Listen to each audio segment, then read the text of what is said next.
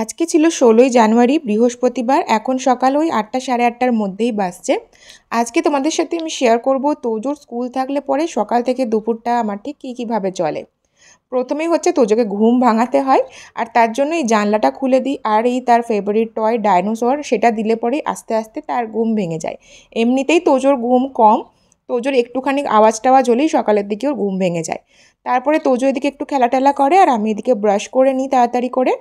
আর এখন যেহেতু আমার বেশ কাশি হচ্ছে, ঠান্ডাও লেগেছিল, সেই জন্য ডক্টর গার্গেল দিয়েছিল সকালবেলায়।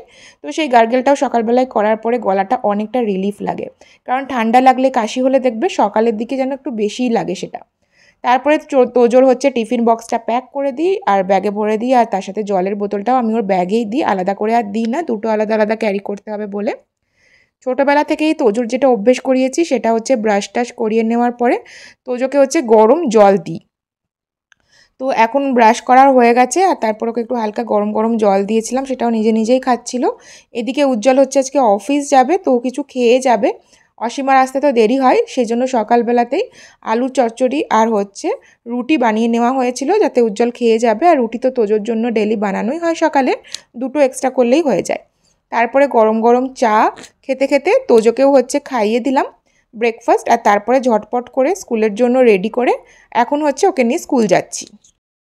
স্কুল যাওয়ার সময় তোজো রেডি হতে কিন্তু একদমই বেশি সময় লাগায় না, তাড়াতাড়ি খাওয়া টাওয়া করে নেয়, কারণ রুটি গুড় ডাল এটা হচ্ছে ওর ফেভারিট খাবার, আর ওটাই আমি প্রত্যেক দিনই ওকে দিই। তারপরে তোজোকে স্কুলে পৌঁছে চলে এসেছি বাড়ি, আর এদিকে উজ্জ্বলও রেডি হয়ে গেছে, ওই জন্য আজকে বাপির সাথেই গেছিলাম ড্রপ করার জন্য।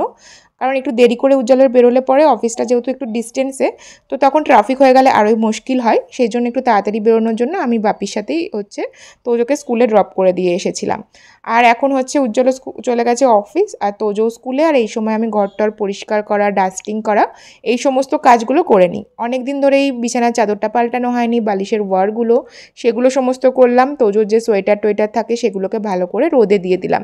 আমাদের এই ফ্ল্যাটটায় একদম সকাল থেকে দুপুর পর্যন্তই রোদ আসতে থাকে, যেহেতু পূর্বমুখ, সেজন্য এই সময়টা একটু রোদে বসে বসেই চা খাচ্ছিলাম, তাতে গলাটাতেও একটু আরাম হচ্ছিল। আজকে যদিও সকালবেলায় আলু চচ্চড়ি বানানো হয়েছিল আর অসীমা এসে পরোটা বানিয়েছিল, তবে রাত্রের কালকে হচ্ছে ডিমের কষা ছিল, আমার মনে হলো সেটা দিয়ে আজকে একটু পরোটা খাই, বেশ ভালো লাগে এরকম করে খেতে। আর তারপরে প্রচুর জামা কাপড়ও কাচা হয়েছিল, ওই যে চেঞ্জ করলাম চাদর টাদর ওয়ার সেই সমস্ত কিছু।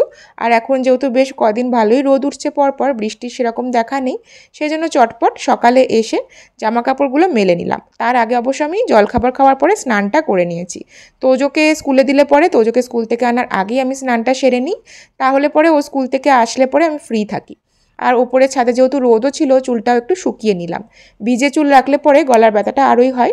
12:30টার সময় তোজোকে স্কুল থেকে নিয়ে এসেছি, আর আজকে কারোর একটা বার্থডে ছিল, তো এরকম ছোটো ছোটো কাপ কেক দিয়েছিল, বাট কেকটা হচ্ছে বানানা কেক। তোজো বানানার ফ্লেভারটা অতটা একদমই পছন্দ করে না, সেজন্য কিছুটা খেয়ে আর সে খায়নি। তারপরে তোজোকে স্নান টান করিয়ে খাইয়ে দিয়েছি, একটা বড় কাজ মিটে যাওয়ার পরে আমরাও বসে গেছিলাম খাওয়া দাওয়া করতে। আজকে হয়েছিল উচ্ছে ভাজা, আর তার সাথে হয়েছিল চিকেনের কষা। তোজোকেও আজকে চিকেনই দিয়েছিলাম, তোজো চিকেন খেতে বেশ ভালোবাসে, মাটনের থেকে চিকেনটাই বেশি খেতে ভালোবাসে। আজকালকার বাচ্চারা দেখি মাটনের থেকে চিকেনটাই বেশি প্রেফার করে। তারপরে তো সারা দুপুর সে কিছুতেই ঘুমোবে না, আজকে তো অনেক বেশ দেরি করে উঠেছে 8:30টার দিকে, সেজন্য তো আজকে ঘুমের কোনো চান্সই নেই। এখন ডাইনোসর গান এইসব নিয়ে খেলা করছে, আর তার সাথে সাথে আমাকেও তাল দিতে হবে, তা না হলেই কিন্তু ঝোঁক বায়না কান্না শুরু হয়ে যাবে, আমাকেও খেলতে হবে ওর সাথে। এরকমভাবেই সকালটা কাটলো, একটা মিনি ব্লগ শেয়ার করলাম, কেমন লাগলো অবশ্যই জানিও, ভালো লাগলে অবশ্যই লাইক কমেন্ট শেয়ার করে দিয়ে পেজটাকে ফলো করে দিও। পরের ব্লগে আবার দেখা হবে, সবাই ভালো থেকো সুস্থ থেকো, টাটা।